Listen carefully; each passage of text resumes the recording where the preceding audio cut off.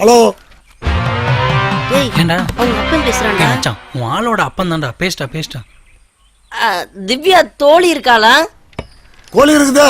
கோழி இல்லடா மொட்டை. தோழி இருக்காளா? ஏய் யாரா பேசுறது? டேய் நான் யாருங்கிற முக்கியம் இல்ல, முதல்ல போன் யாருதுடா? போனே பண்ணுடா, சில டைம்ல யூஸ் பண்ண வேண்டாம். நீ போனை யூஸ் பண்ணிக்கிறேன். டேய் டேய் இருடா, ஏன்டா என்னமோ கழுத்தை வெட்டின ஆடு மாதிரி துள்ளிக்கிட்டே இருக்க?